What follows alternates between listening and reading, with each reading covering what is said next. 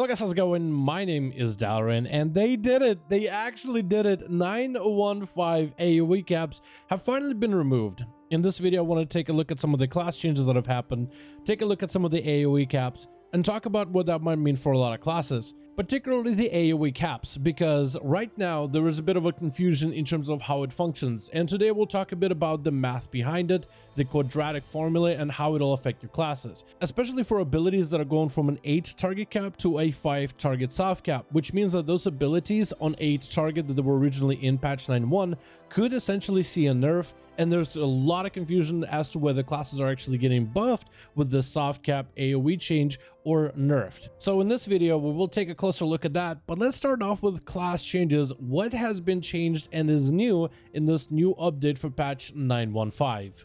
We'll start with these classes in an alphabetical order. Starting off with Death Knights. For Blood DK, the ability of consumption talent will now deal 60% more damage, which is not really a common play talent for Death Knights, so potentially with some of the AoE caps, maybe it'll have some play.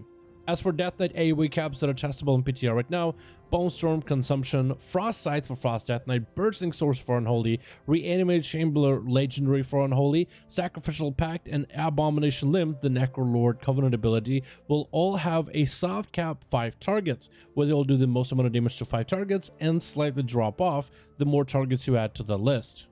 Demon Hunters are seeing their Blade Dance, Fell Barrage, Soul Cleave, and Spirit Bomb also seeing a 5 target soft cap. For Druids, Brutal Slash is the only ability that's receiving a soft cap, as a lot of the Druid toolkit is already AoE uncapped.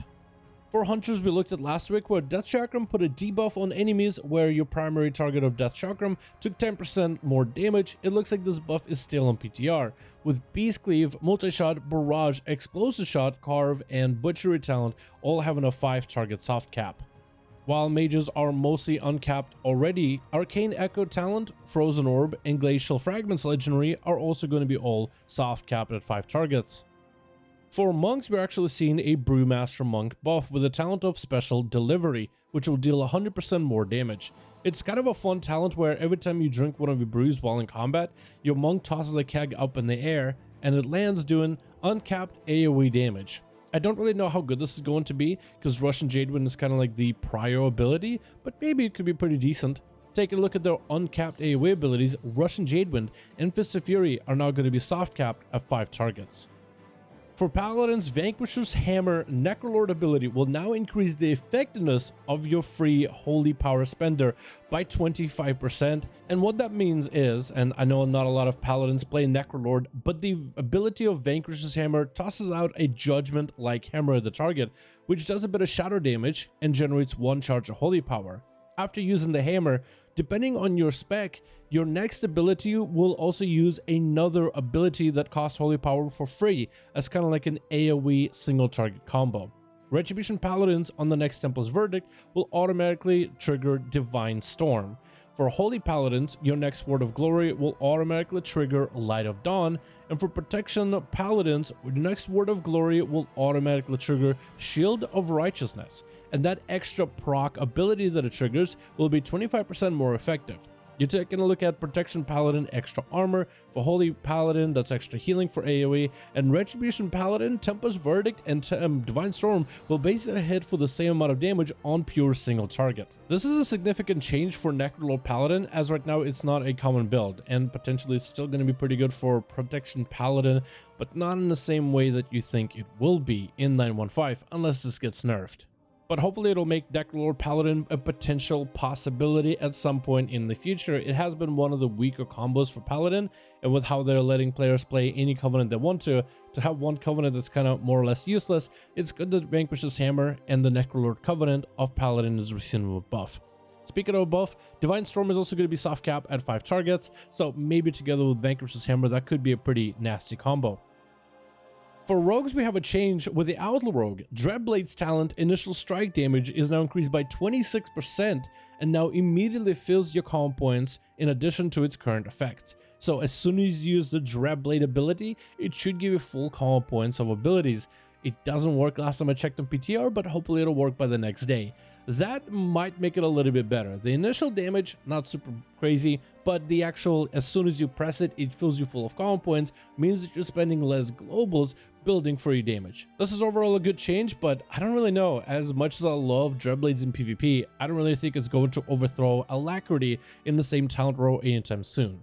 For rogues, we're seeing Phantom Knives, Crimson Tempest, Black Powder, Shuriken Storm, and Secret Technique will all have a 5-target soft cap.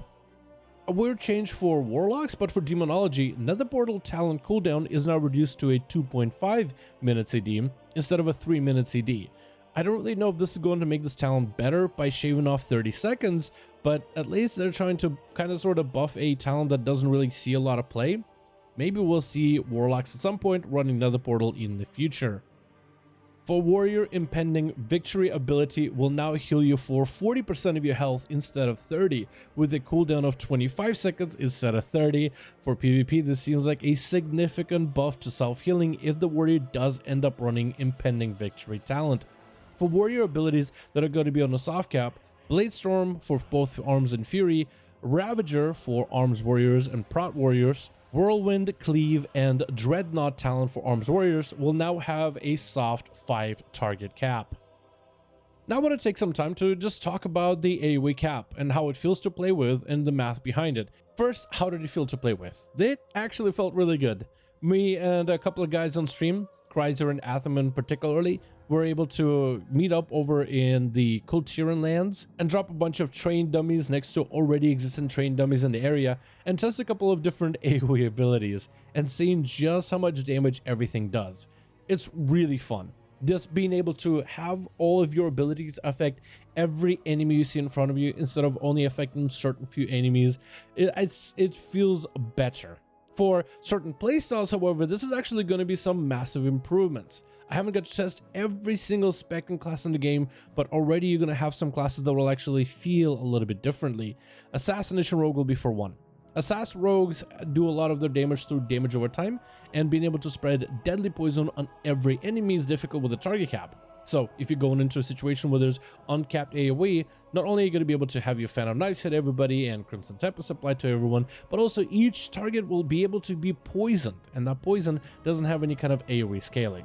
But also, simply pressing Phantom Knives, if enough of your knives crit, that means extra common points for your character. So in an uncapped situation, you're most likely going to press Phantom Knives, be full of common points, spend into a finisher, and that's going to smooth out playstyle the more enemies you pick up in your trash pack. On the same note as Assassination Rogues, Feral Druids with Swipe, as well as with your Brutal Slash, it's going to be a very similar scenario. Those abilities are going to be uncapped in AoE, and that means more consistent resource generation, primarily the common points. Ferals being very similar to Assassination Rogues with the whole crit setup. If their abilities crit, they generate extra common points. So it's going to smooth out a lot of the playstyle and a lot of the feeling behind maintaining all of your resources in a big trash scenario. Basically, the more enemies you pull, the more resources you generate.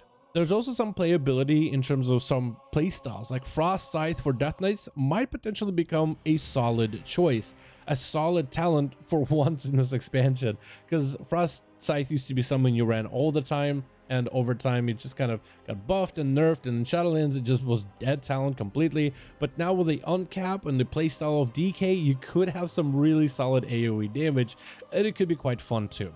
Survival Hunter and Butchery is going to be an interesting one to play with, but I think it's going to be mostly the legendary synergy of Death Chakram, because Explosive Shot doesn't have a cap on AoE anymore, or has a soft cap. Death Chakram, the talent, is going to provide you Explosive Shot no matter the spec of hunter you are, so potentially even more AoE damage. And it's really fun trying to come up with builds. It's pretty early in PTR, but trying to come up with things that could potentially be broken when put together, primarily when it comes to the big AoE nukes. Then we have things like Demon Hunter and a Blade Dance build. There are some talents that can create some synergy in regards to that. And of course, there's Paladins that have really high amount of holy damage with Final Wreck, as well as uncapped or soft capped Divine Storm. It could be potentially a ton of damage put together that could put certain playstyles that are just outshined by Boomkins and Fire Mages a little more on the map, potentially in Mythic Plus in 9.1.5. Is this overall a buff or a nerf for our classes? Obviously, this would be a buff, or at least you would think so, but because of the soft cap, At first, it looks like potentially math-wise, it could be a bit of a nerf from what we're currently playing with our classes in 9.1. As in, if your class is pretty good at 8 target cleave and 7 targets and 6 targets, with this soft cap change, those classes basically are really good at 5 targets, then the value kind of loses itself in the 6, 7, 8 target range and then picks back up post that. So essentially, if you are going for big AoE trash packs, the extra uncapped soft cap damage, it's still going to be an increase to most characters. But there was pretty big fear off the bat, like certain AoE abilities are going from a 6 target cap to a 5 target, from 8 target to a 5 target, so classes are losing their niche where they have a high amount of damage depending on the amount of mobs that you pull. It also would be really weird if, let's say, we still do Tier SI, which depending on which pathing you get with the maze, you are not pulling too many mobs in there. And if, let's say, we go from patch 9.1 where we do good AoE damage in a small trash bag, going into 9.1.5 where we actually do less damage somehow in AoE, that would have been a very unideal scenario, which is why there was a lot of confusion in terms of, wait, are we actually getting nerfed with Blizzard giving us a soft cap? Because that means you would have to go for 10 plus mobs, and that's the only way you're really seeing big value for your class.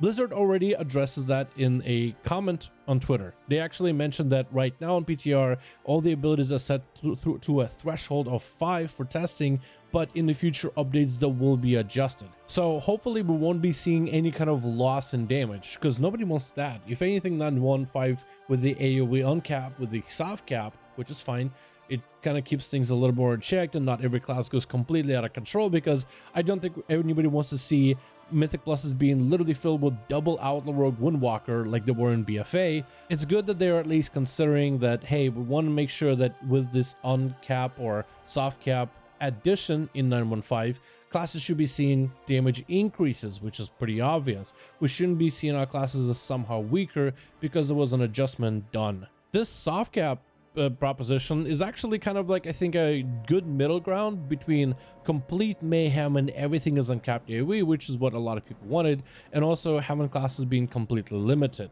If you're someone who wants to do some of the older raids and you want to pull the whole room full of ads and just kind of one-shot them in a global, it might take you 1 or 2 or 3 globals, but you will be able to hit every single mob affected on your screen. As for Mythic Pluses, this is definitely going to have some shifts, as there's going to be classes that actually can compete within AoE content. You will still have the dominance, I feel like, of Fire Mages as well as Balance Druids and all the classes that are completely uncapped in AoE when it comes to just doing big time Mythic Plus pulls. But the classes that were capped previously are at least going to have a soft cap. So one is going to feel a little bit better knowing that all your abilities at least are affecting all the enemies. Even if your damage profile isn't going to be the same as a boomkin dotting the world and letting stars fall from the sky, you are at least going to be not super far behind where you just completely are limited because of the amount of mobs that you pulled. And I also think it might even help certain classes improve in terms of being able to be picked up for Mythic Pluses. Pug World is still going to be unfair, and of course you're going to have favorite classes that will be able to get into keys easier, but in terms of which classes come in with a cap, which ones that cannot, whether your group can do big pulls or go for small pulls, it's going to give a lot more groups options in terms of, hey, okay, let's pick up a warrior, but we still can go for big pulls with a boomkin and a mage on our team. So while not a perfect scenario where I think a lot of people still want to get completely uncapped the Wild West of big AoE, it is still a nice middle ground. But as an Outlaw Rogue, I'm still a little bit sour that we're still the only class that hasn't seen any uncapped AoE, and maybe it's too early to cry about it, but it's interesting which classes they are soft capping, which ones are kind of more or less uncapped, and which ones are still capped. And I think that's maybe how Blizzard will continue going forward with some of the tuning, at least for the Mythic Pluses. But hopefully they'll create a scenario where most classes and more specs can be seen as something viable, something decent, and hopefully we'll see more adjustments with this change in AoE cap and the math behind it going forward in future updates. Anyway, I talked enough about the class changes and enough about the AoE caps. You guys let me know in the comments what you think about all these updates in the comments down below, or just hit me up on Discord, link down below as well. That's probably the best place to reach me. I hang out there all the time. Join the community, join the Discord. Also, hit subscribe. If you want to see more patch 9.1.5 videos, hit the bell to make sure YouTube actually gives you the videos. But thank you guys so much for watching this video. I do hope you guys enjoyed this update. Let me know your thoughts, and as always, I'll see all of you guys in another one.